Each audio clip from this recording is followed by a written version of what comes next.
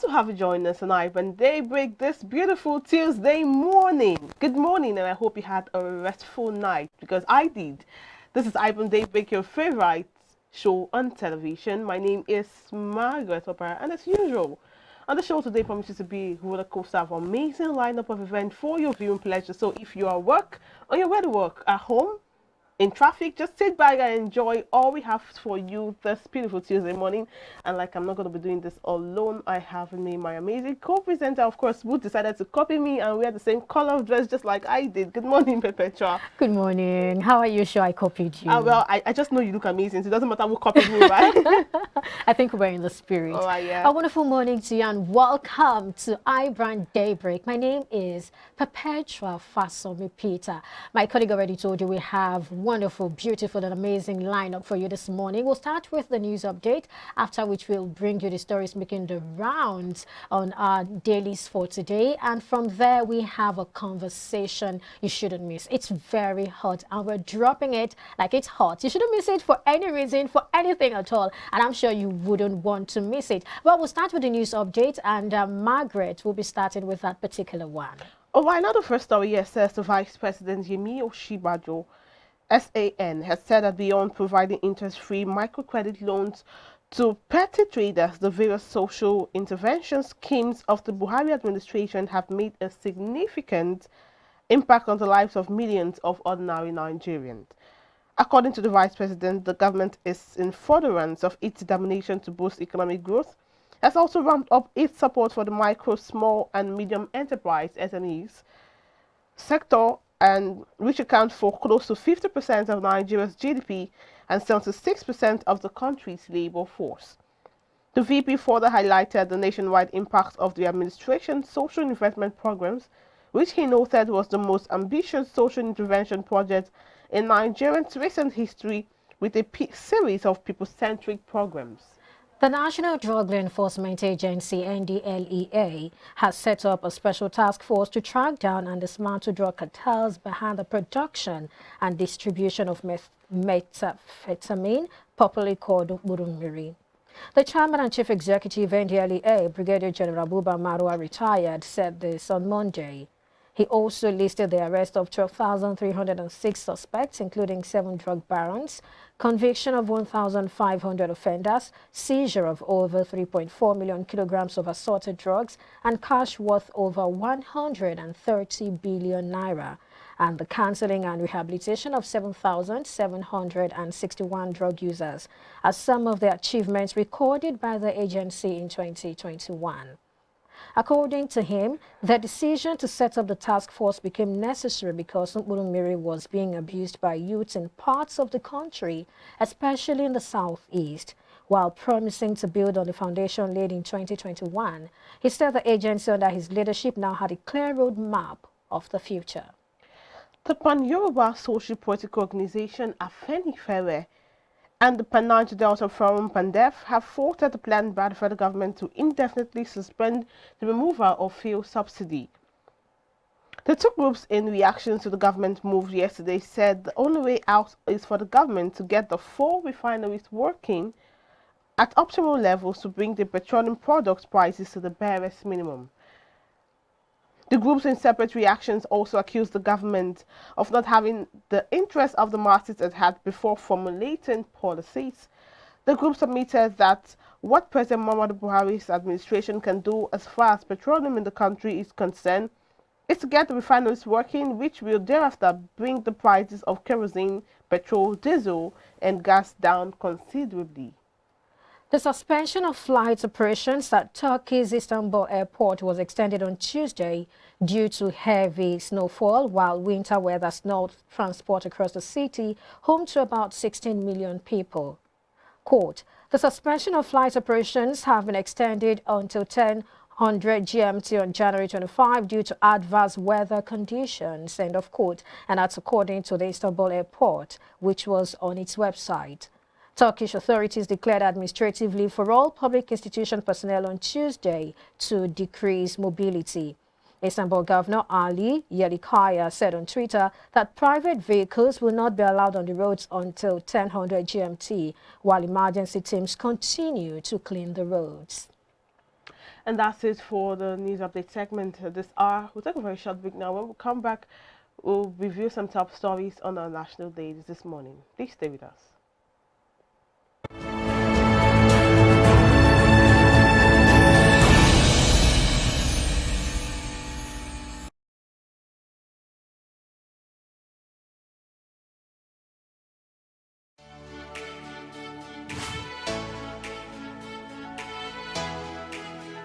Most people don't understand the magic of the perfect skin, the allure of a well-pampered skin. We bounce from skincare products to skincare products, from spa to spa.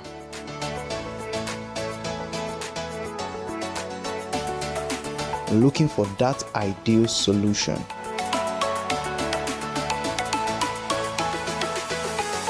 I found the solution.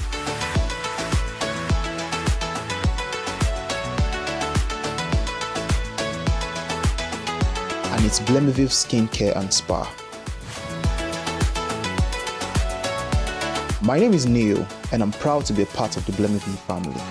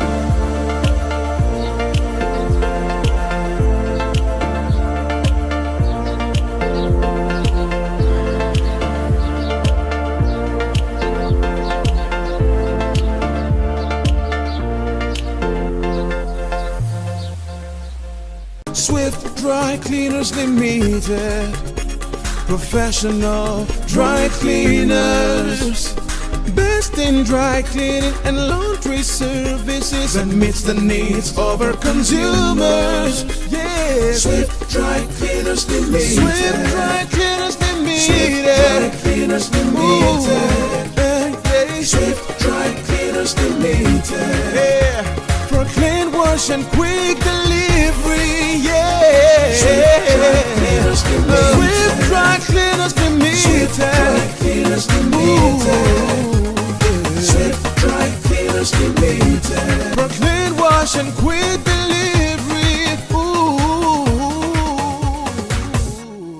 Swift Dry Cleaners. Clean wash, quick delivery. Oh boy, winning you was so easy. I just couldn't stand those your powerful shots. That's what happened. Really? Let's go to my place for dinner. This fufu is so nice. It's through unripe plantain flour. True unripe plantain flour is delicious. Yes, true unripe plantain flour is what I serve my husband for swallows. It's easy to prepare, fortified with vitamin A, low in sugar and cholesterol, rich in fiber that helps the heart, builds and strengthens the bone, and his energy level is boosted. Through unripe plantain flour, no additives, 100% natural, a product of Pali Agro Products Nigeria. Through unripe plantain flour, available in all leading stores nationwide. True unripe plantain flour is 100% natural flour gotten from the processing of unripe plantain.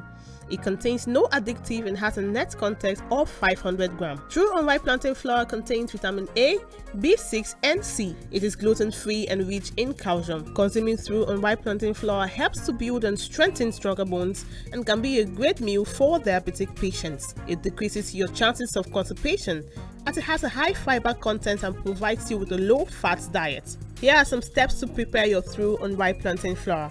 Firstly, mix through unripe plantain flour with hot water in a pot and gradually add water till you achieve desired thickness. Place over medium heat and turn very well for 4 to 5 minutes to get the right texture. Mold into a ball and place in a bowl and allow to cool. Serve with your choice of soup. Through unripe plantain flour can be eaten with any variety of soup, be it your ofe oha, ofe onugbu, begiri, ewedu, or your miyan kuka. To get your through unripe plantain flour, contact us at 12 Olowera Isheri Road by First Welder bus stop off Omole Phase 2, Olowera, Lagos, Nigeria, or call 070-6663-8213 or 081-6397-4447. Distributors are needed nationwide.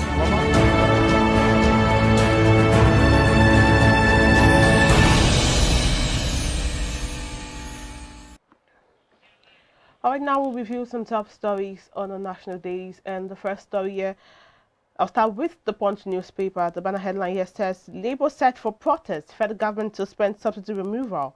MBA warns government. And that story is on the page 2 of the Punch. And the writer says, there are 3 writers that says, no going back on protest. We observe the seat in new tweets, says Labour. Removal suicidal now. Federal government action political for 2023 elections, and that's coming from the NBA. Subsidy removal timing wrong, says Minister. Lawan begs unions. Going further down the story, coalition storms PDP APC secretariat, demand Southern president. Wait till 2027. Dokpesi tells Southeast sells article for 2023 presidency.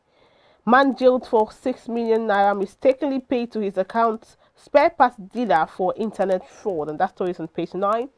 Page 11 has a story that says, villagers flee as Ogunmona, 3 others burnt to death. The bottom stream of the paper says, JAMB announces 2022 UTME registration, rejects repentant cheats apology. That's on page 41. Businessman, filling station attendant shot dead as gunmen storm Ondo community. Sad story on page 5. And page 20, FAAN kicks as customs controller breaches airport security, seizes gate forcefully. Now go to the earpiece of the paper that says federal government probes online banks over breach of customers' data privacy, and that's on page 29. Autogas, federal government to convert 200,000 vehicles, plans for 580 refueling centers. Court issues warrant for Desani's arrest over failed extradition. And the final story I'll take is on page 20 that says federal government local currency debt hits 44 trillion naira in 2022, says report. And moving on to this day paper, the biggest story in Nigeria now makes the banner headline that reads, federal government bows to Labour, shelves plan to end fuel subsidy from July. And we have right after this story, the first being Silva. Buhari against subsidy removal. Another rider, Lawan appeals to NLC, TUC to cancel protest. We also have a rider, postponement sends wrong signal to foreign investors, oil marketers warn. APC, removal will heighten inflation, cause undue hardship. And then Labour petition state governors over proposed hike in petrol price. Moving away from that story to some other stories on this day paper this morning. Military seizes power in Burkina Faso, whereabouts of president unknown. That's on page 8. Another story, despite COVID-19, over 14.2 million passengers traveled by air in 2021. Marginal fields, NUPRC invites reserve bidders after winners failed to pay within stipulated time. On page 6, we have LCCI hails CBN's move to halt over-invoicing.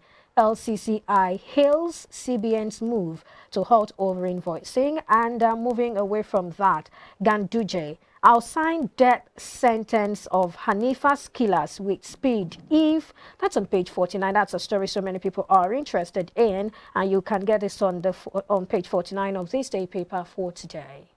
And moving on to the business paper, Business Days. That's the top story here. Says why these 5 small economies will outpace Nigeria in 2022, and that story continues on page 30. State of the economy seen driving voter turnout in 2023. The story is on page 21. And on page 7, the big story in Nigeria, the fuel subsidy says federal government suspends planned petrol subsidy removal.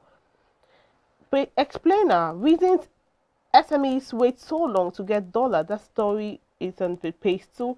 And of course, as usual, that's the market monitor for the Nigerian Stock Exchange, Bitcoin, FX, and other financial stories you need to know. You have to get the Business Day paper. Moving on to the Nation paper this morning, the banner headline here reads, Government, petrol subsidy stays. This has 2 riders. Policy ill-timed, says Finance Minister. And the second rider reads, Lawan urges Labour to shelve protests. Moving away from that story, we have court orders Diazani's rearrest. Another one, 3 listed for National Merit Award. And then away from that, Ogun Monarch, 3 others killed over Chieftaincy Road. That's Ogun Monarch and 3 other people. A mother of 5-year-old Hanifa, that's on page 2. Governor revokes private schools' licenses. And then school burned, suspects arraigned. That's on page 2. JAM fixes April for UTME, page 3. UN, AU, ECOWAS condemn coup in Burkina Faso. That's on page 27. PDP voids Ekiti Congress. That's also on page 27. SAN, 6 lawyers face sanctions over conflicting court orders. That's on page 5. And moving away from that, the final 2 stories now. UBEC to build 3.6 billion naira smart schools in 6 zones, and the final being gunmen killed 2 policemen, 3 others in Ondo, Niger. That's on page 2. And moving to The Guardian, which is the last paper for the segment, says federal government set aside PRA to pay 4.6 trillion naira on fuel subsidy. And we have riders to the story that says seek amendment of 2022 budget. NLC no going back on January 27 nationwide protests. Join Labour rallies. Falanon urges Nigerians. Lawan begs Labour to shelve Thursday protests. Says it's no longer necessary. Why TUC is opting out of protests. APC lot suspension. Afenfere fourth decision. NBA federal government suspension on election and election strategy. I'll take that again. Says federal government suspension and election strategy. That's from the NBA. Autogat policy on court, Sylvia said, and further down, court issued fresh summons for Diazani's arrest and prosecution. Ogun Monarch 4 at 8 assassinated and set ablaze, and that's on page 6. Why South East should wait for another 5 years by Atiku committee, that's on page 8. And the ARP says, SAN, 6 orders may be sanctioned over conflicting orders. The story is on page 3. Also on page 3 says, CSO storms APC PDP headquarters, demand Southern president in 2023. NAFDAC halts registration of alcohol in sachet, glass bottles below 200 ml, and that's on page 14. And finally on page 9, Diri sacks monarch, orders as abducted commissioner regains freedom.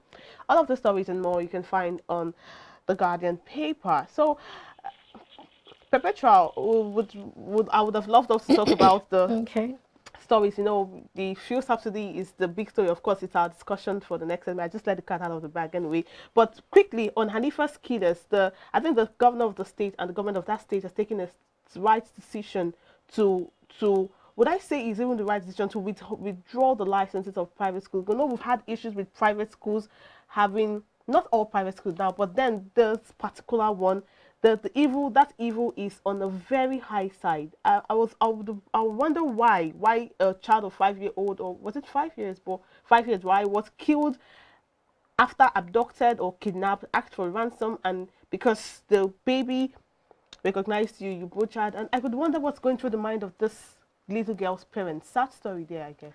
It's a very Beg your pardon. It's a very sad story going through, and this morning I was just thinking to myself, what can we do to stop the spate of kidnapping? It feels that kidnapping is now a new industry in Nigeria. I mean, I was thinking about it, and I felt if someone is a proprietor of a particular school, I want to believe this is somebody who, you know, found a legal means of making money. Then what happened along the line? Right. Is it, you want to say something? No, I was just trying to... Okay. Now, what happened along the line? I mean, I'm sure investigation is going to be on to know if this is his first or if it's something he's been doing, and we need to check, you know, to investigate further to know the kind of person he is and what he's been doing before now. But it just brings me to that thought that is this a new industry that so many people are beginning to embrace, and it feels like it's thriving. I mean, I also read another story of a young man who kidnapped a girl from the school. He said he learned how to kidnap from watching a movie. Interesting. That story, that was a really, I wouldn't call I think it that how happened annoying. Very annoying. Very all right, annoying. Perpetua. All right, we'll just go straight into the sports segment. We could go on and on in this conversation because it's a sad one, and we do not want all of these vices to continue in our society. So just to make the segment lighter now, we'll be taking the sports segment, and Samson Oloyede would be joining us right here in the studio very soon, and that will be after the short break. So stay with us and enjoy.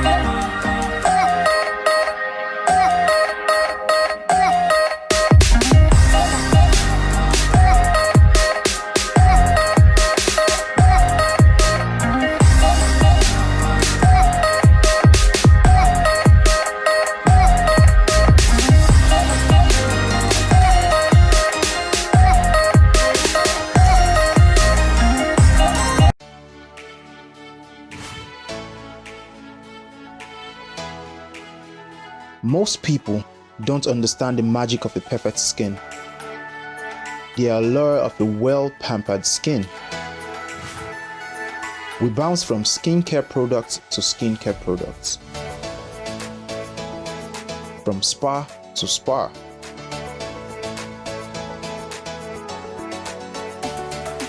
Looking for that ideal solution.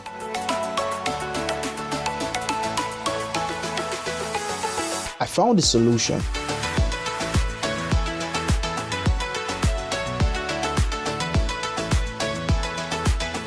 And it's Blemiville Skincare and Spa. My name is Neil, and I'm proud to be a part of the Blemiville family.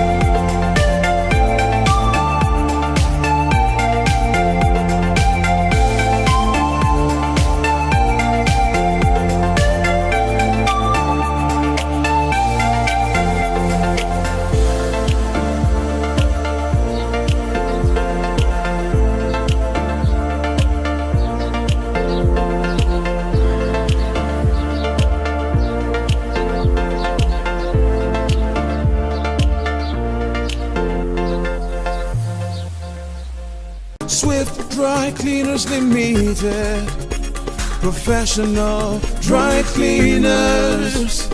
Best in dry cleaning and laundry services that meets the needs of our consumers. Yeah, Swift Dry Cleaners Limited. Swift Dry Cleaners Limited. Swift Dry Cleaners Limited. Swift Dry Cleaners Limited. Yeah, for clean wash and quick delivery. Yeah, Swift Dry Cleaners Limited. Swift Dry Cleaners Limited. Swift Dry Cleaners Limited. Swift Dry Cleaners Limited. For clean wash and quick delivery. Ooh. Swift Dry Cleaners. Clean wash, quick delivery.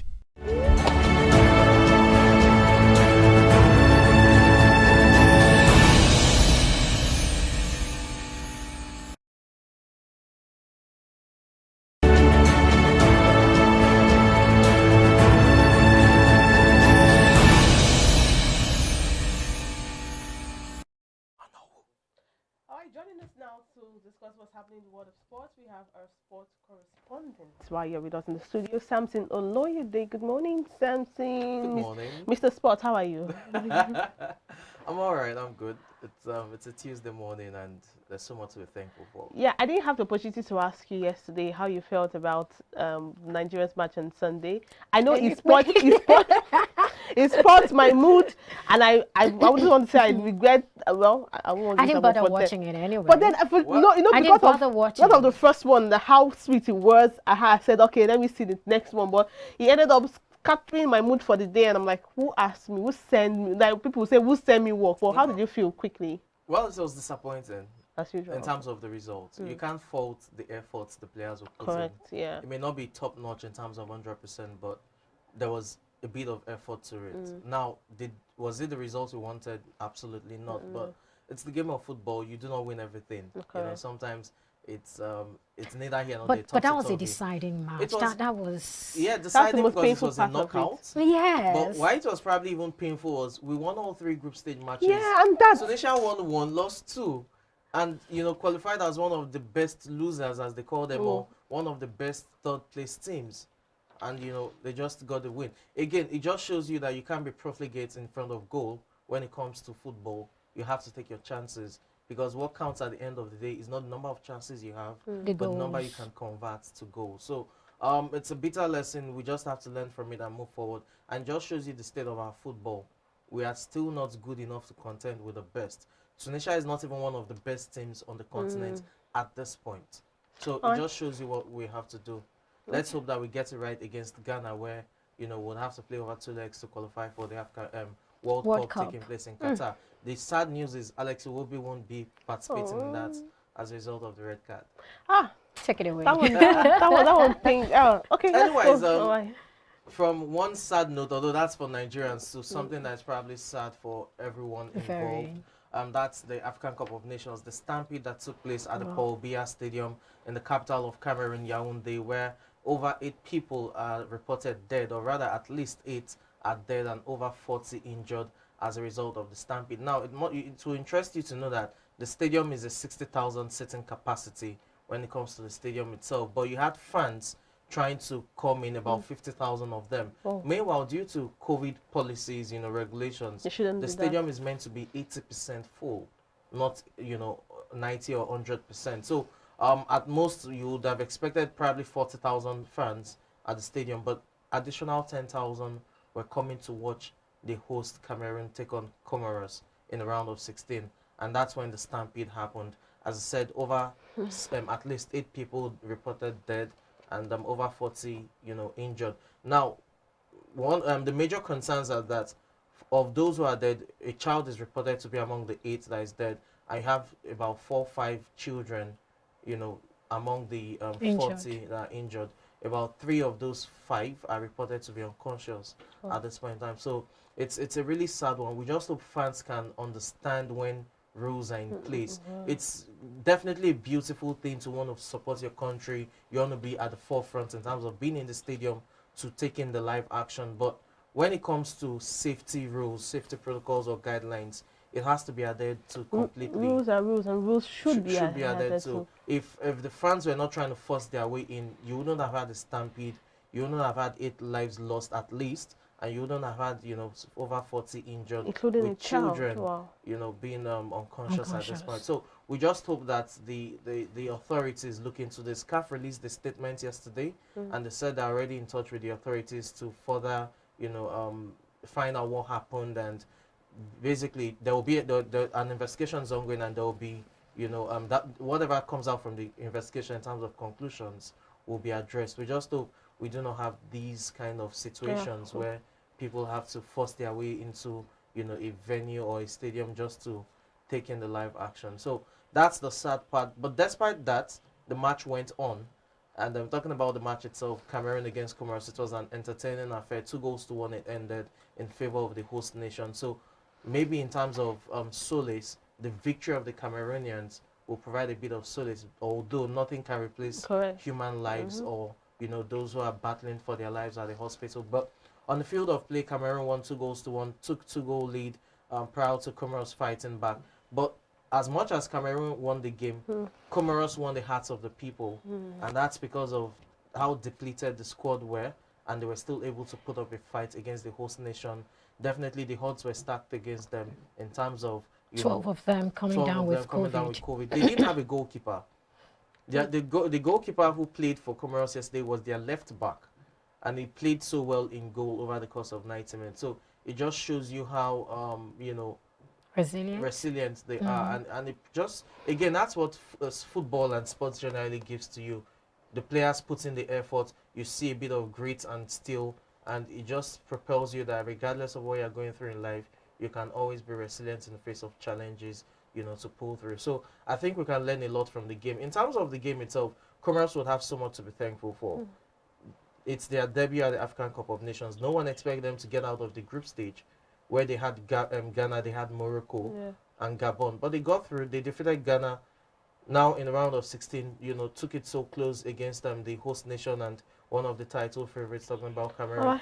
As a result of their efforts, they've earned over $476,000. Thank you, sir. And that's very vital for a nation like Comoros in terms of, you know, developing its football infrastructure. All right, thank you so much, Samson. So, irrespective of the sad news, there's also a happy one to balance it off. Of course, but our heart goes out to the families of those people who had lost loved ones, children, adults, and who are injured and unconscious. We wish you speedy recovery. For those who are unconscious, of course, those who are dead, well, our heart goes out to you, and we just hope that going further, rules and guidelines will be adhered to. It's for your safety. These things are put together just because they do not want these casualties to happen. So our heart goes out to you, and we wish you, we pray that God gives you the grace to handle this perilous time or this sad time in your life. So we'll take a short break now. When we come back, we'll have the next segment of the show this morning. So please stay tuned.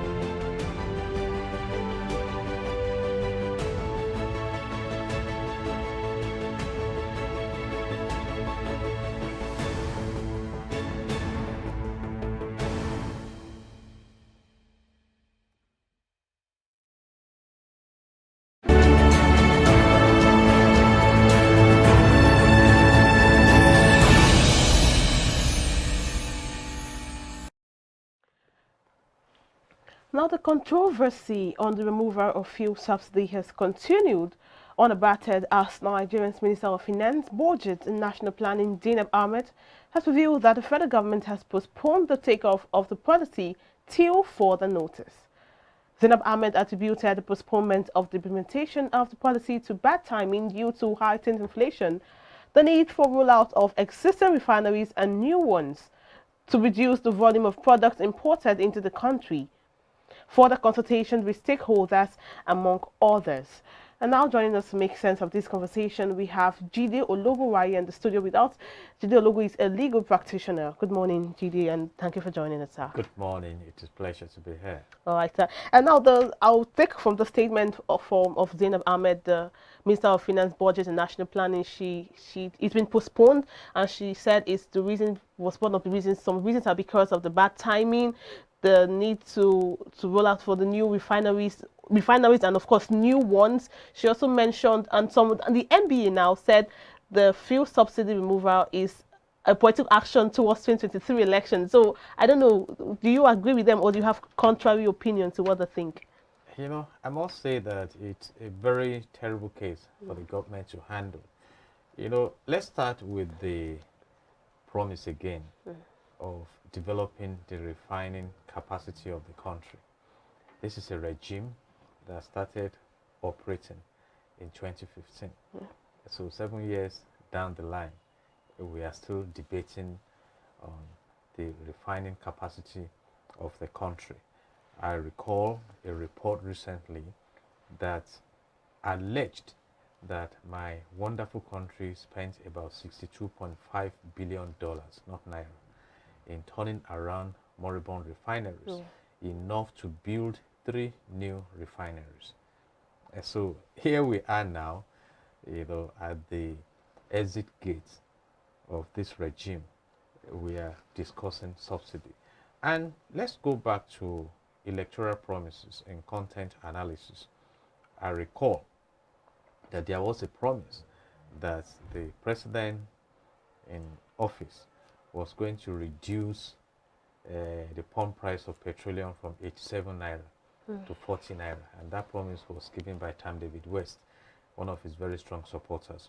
And at a time when the former president of the country, Ebele Goodluck Jonathan, reduced pump price from 97 naira to 87, one of the serving ministers now said it was too small. You know, and in 2016, this government increased the pump price of petroleum from 87 naira to I think 154 or thereabout, and promises were made that it will, you know, revive fruitful activities in the upstream and downstream. More investors will come, we build more refineries. But here we are today now, still struggling to maximize capacity. And there are 2 types of subsidies. You have the production subsidy, you have the consumption subsidy. Recently, the president of the Senate was worrying and wondering the claim that Nigerians consume 100 million liters of petrol daily. And if that is the claim we have, you can imagine how much the fraudsters, and I repeat, the fraudsters behind the subsidy, how much they make of this nation. Now that you've mentioned the fraudsters, there is this big conversation when it comes to subsidy removal. Of course, a lot of people have said it's a scam. And in addressing this scam, is removal of subsidy the way to go about it, or to identify these people, put checks and balances, identify these people and make them face the law? It's one of the ways. You see, when the only tool a carpenter has is a hammer, every challenge in that industry becomes like a nail. And that is what we have with Nigeria now. And a very brilliant question you asked. Let's imagine that in the last 6 years, we've been able to effectively turn around the 4 refineries we have in the country that are state-owned. And we have built at least 5 modular refineries, because it's actually possible to have modular refineries in all the local government areas in the country. We would have created jobs revive the economy. And having spoken about that, still attending to your inquiry, do you know I read a report recently, and somebody was trying to justify the removal of subsidy by claiming that even Cameroon does not really bother about her refineries because they smuggle these products from Nigeria to Cameroon. So it's like we are subsidizing the whole world now. Big brother, giant of Africa. Recently also in the electricity sector, we read report that Benin Republic, Togo and Niger, they are not even paying for, they've not been paying for the electricity we supply to them. We don't have resources to develop functional refineries, and we are building railway line to Niger Republic. So sometimes I sit back and try not to be swept off my feet on still understanding the definition of government as we learned in secondary school. And here we are now. It's so sad. And I want to ask a simple question. Recently we came up with the Petroleum Industry Act. Yes. And we applauded. He's going to do this, he's going to do that. It will address the challenges in the sector. NNPC was established April 1, 1977. It's 45 years this year. What has NNPC delivered? So 45 years down the line, towards the end of last year, NNPC was even threatening zero remittance to the Federation account. And that is the major resources we have. And that brings me to economics. You see, when in 1776, Adam Smith wrote about the wealth of nations, his focus was on wealth creation. All right. And there are two sides to wealth creation. You talk about the factor of resources. You talk about the factor of resourcefulness. When you have abundant resources and you are not resourceful, you will end up in poverty.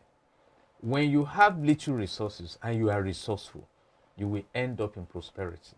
And I have my examples. UAE discovered oil in 1958. Today, UAE has been translated from a desert to a paradise. Nigeria discovered oil in commercial quantity in 1956 in Oloibiri, now Niger Delta region. And today, Nigeria is in poverty. The indebtedness profile of my great country, as at today, stands at about 39 trillion naira. It was about 12.12 trillion naira in March 2015. So you now say that we have a huge problem of mismanagement.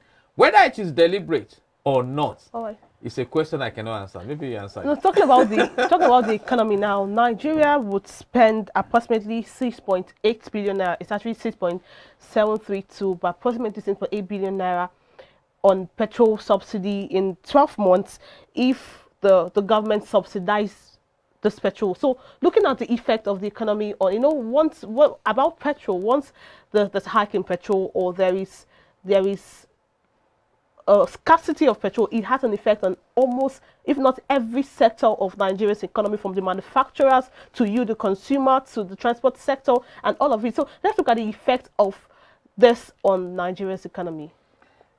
We don't need to look far. The effects are already here. Nigeria has been through 2 economic recessions. You don't blame God for that. You don't blame Satan for that. I have said it. I hold my opinion that Nigeria has perhaps the 3rd largest deposit of mineral resources in the world. God has overblessed this country. All right. And so why are we in poverty? The impact is here already. Many businesses have shut down. The education sector is in shambles. The security profile of the country is in shambles. In public relations, there's what we call economic environment. You see, when investors want to invest in a nation, they profile that nation. Yeah. What is the economic environment of Nigeria, telling the investors? You want to talk about the tax regime, you want to talk about the kidnappers, you want to talk about the blood flowing, you want to talk about epileptic power supply. Right now, I think we are in the neighborhood of around 3,000 megawatts. And that is sickening. You see, I was in Ontario in Canada, Niagara Waterfalls region, and my sister, I think in that region, they generate about 10,000 megawatts of electricity, and you need to come and witness the huge 24/7 business going on there. you know, with wealth coming in. I made mention to the UAE. There are two inroads to wealth creation and sustenance. You start with local wealth. You look at your principal resource. You maximize it, activate your other resources to create a local business friendly environment that will attract foreign investments. That is what Lee Kuan Yew did in Singapore. That today, even though the man has gone back to his maker, and I'm sure he's rejoicing before God for having added value to his people, Singapore is one of the best countries to live and work in the world. And right now, as we are debating whether to remove subsidy or not, Singapore is already engaging the workforce of the future that is artificial intelligence driven. Where are we in Nigeria? We just lifted a ban on Twitter. So we need resourceful leadership. Resourceful leadership. You know, God has been too generous with Nigeria. You know, thank God now they are trying to bring down the price of gas.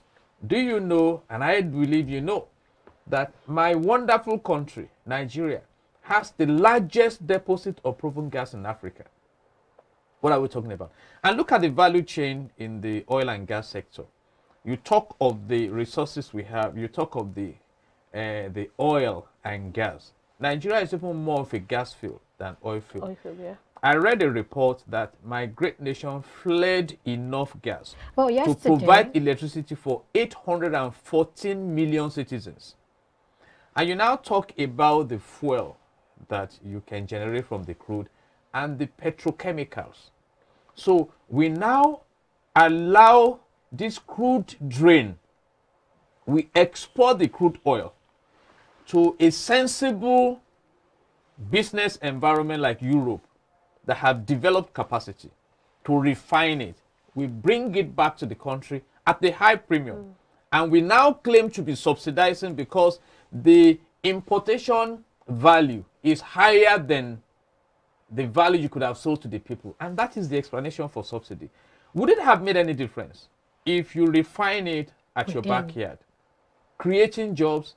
You won't lose the petrochemical. But what is the problem? Why is it difficult to solve this problem headlong? Because it would seem that the answers are there. So why is it difficult? Talking about the turnaround maintenance, I know how much has been spent. Even, I mean, I started following oil and gas industry from when Jonathan was there. And that was when I started hearing the turnaround maintenance. And with a lot of money that has been pumped into that, we still see no results. That's on the one side. And then on the other side, talking about this suspension of the removal of fuel subsidy, many persons are beginning to reach some political and maybe some political undertone or political meaning to it. What sense do you make of this, seeing that we already have a policy statement that spells it out that, okay, from now till June 2022, we'll have subsidy in place. From July, no subsidy in place. And the budget was made to align with that same policy. But now we have the government going back. What sense do you make of this? Permit me to go scriptural. Okay. You know, John 8:32 says, "Ye shall know the truth, and the truth will make you free." And Hosea 4:6 says that my people perish for lack of knowledge. But we seem to know these things. We've been managing the economy of this country and the politics of this country ignorantly. Okay. Yeah. The United States of America has at least 135 functional refineries. Aliko Dangote is completing a refinery in Nigeria. Ignorance, by choice. We don't have the time. I can begin to tell you the big refineries around the world. Do you know what Aramco does in Saudi Arabia? Don't our leaders go on pilgrimage to Saudi Arabia? For the want of time, we just want to get your final thoughts because we are really out of time, right? You know, so I think right now I maintain my position that what we lack most in Nigeria is love.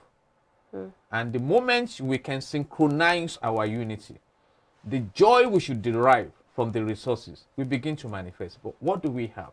We have a nation at war against herself. Are you not disturbed at the killings going on in the country? Not from a foreign country, but self-imposed war. What do we benefit from it? Herders killing farmers.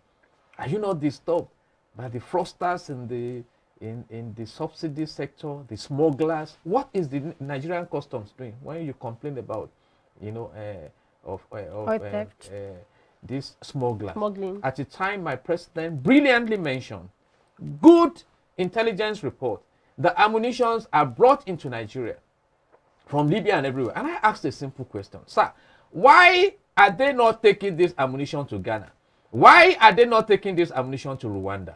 Why are they not taking this ammunition to Benin Republic? So I think the poverty and the failures in Nigeria are all products of deliberate intention to suppress the people. Because if you read section 15 of the Nigerian Constitution, it commands the government to give us a vibrant economy that will give me maximum happiness. Go and read it. Thank you so much. And section 14 subsection 2 says, of the Nigerian Constitution as amended, says that the security and the welfare of the people shall be the primary purpose of government. Thank you so much. We wish this government the best in this injury time, because time is running out. I mean, we are looking forward to the next leadership in Nigeria. Thank you so much. We appreciate your time on the show this morning. Thank you. God bless Nigeria. God bless Nigeria. God bless you too.